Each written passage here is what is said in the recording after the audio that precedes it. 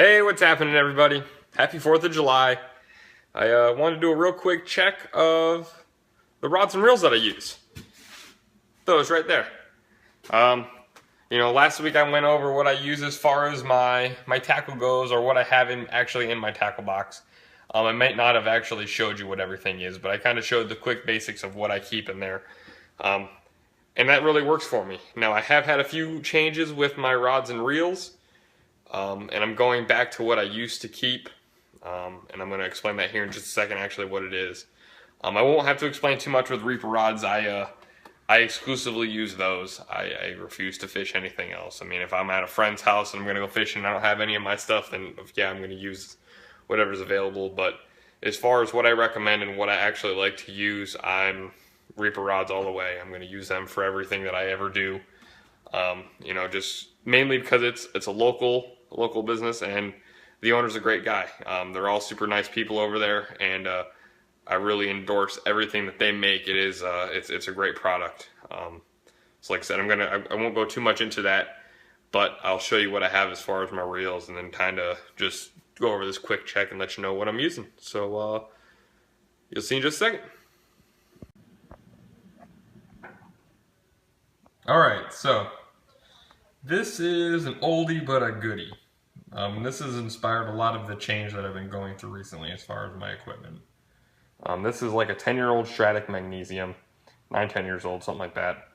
And it's what I've done most of my fishing with over the last 10 years, 9 years, however long I've had it now. Now prior to that, I have also used the Stradic FJs, and that was due to my brother's dad. So he kind of got me on the Stradic line.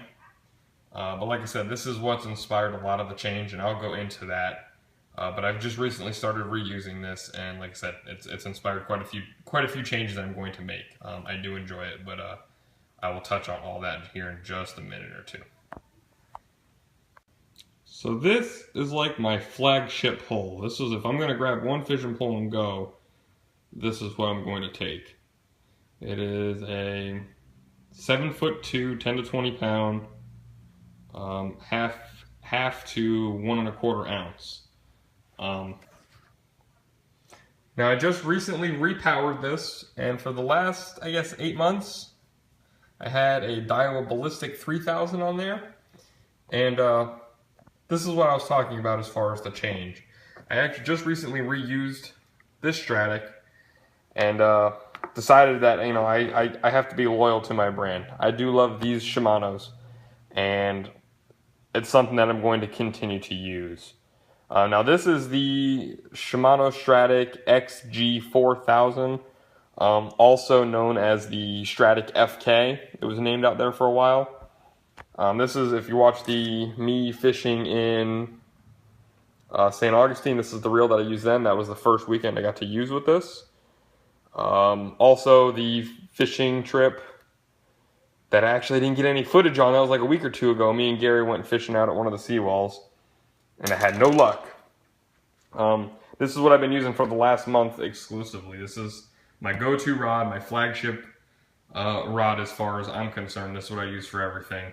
But I really do love this new reel.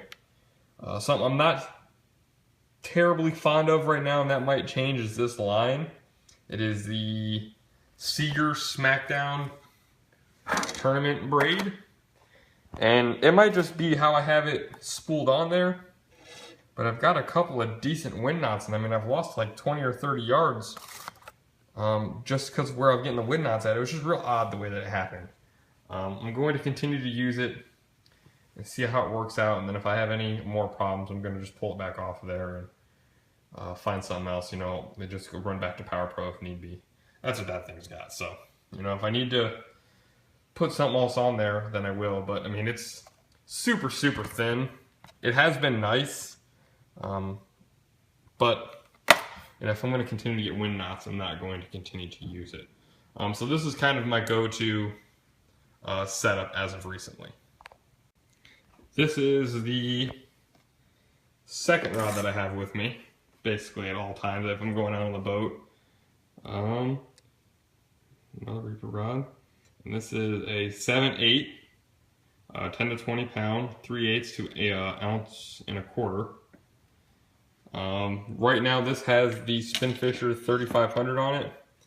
Now I'm not sure if I'm going to put the Stradic on this rod and then get the 3000 Stradic, or if I just get another one that's a 4000 or 5000. The only difference between the 4 and 5000 is the handle, as far as I found out. This has, I think, 15 Invisibraid, 15, 18, something like that.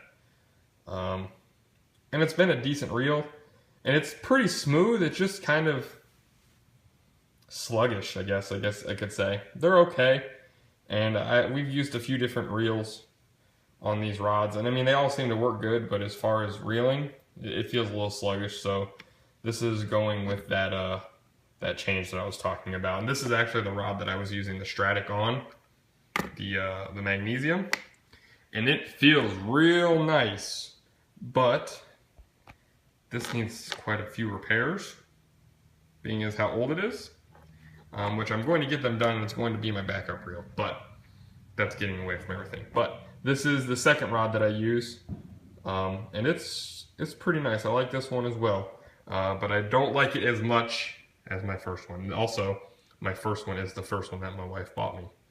This one I just recently got. I think I got this rod the same time I got that ballistic. And then I just bought it as a combo and then put the ballistic on the smaller rod and then stuck the Spinfisher over here.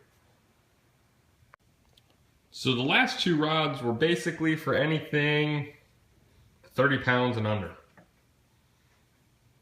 Or try to, at least. This is for everything else. This is my grouper rod, my tarpon rod, my jigging rod.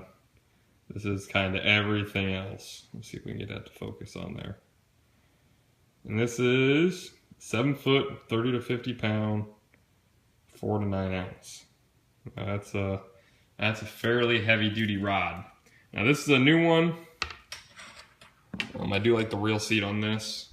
Everything being metal. These are really nice. And I have that powered with a Saragosa 8000 with 65 pound Power Pro. And I have a 60 pound fluoro on here right now with I think a 3/0 hook or 4/0 hook. That's just kind of right now, it's been my my big snook rod.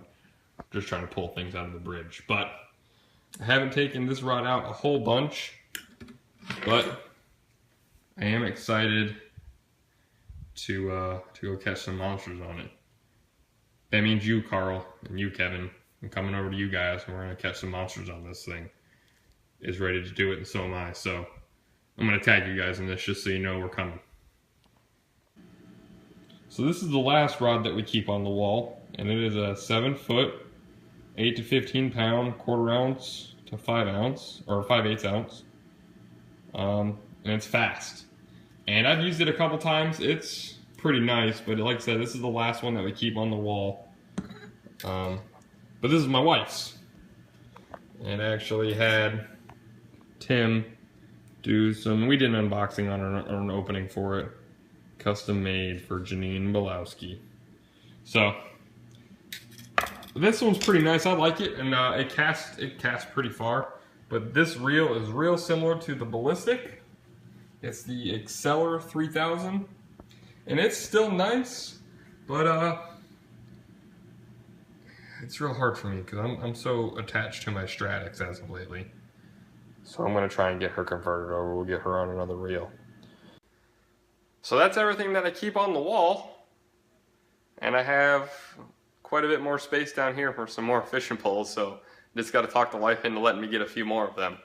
But let me know what you guys think. That's my question, is for this top rod, do I want to get a Stradic 5000, one of the XG Stradics, or one of the Shimano Saragosa 5000s?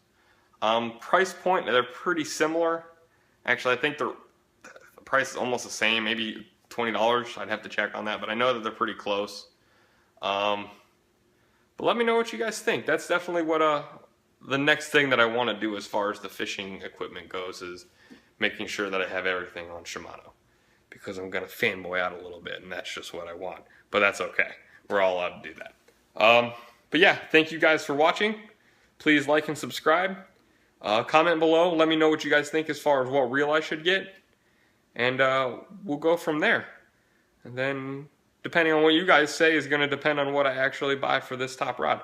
And then we'll do an unboxing or something on it. I'll let you guys know what actually happens and what comes of the new reel. So, yeah, thanks for watching. I'll talk to you guys next time.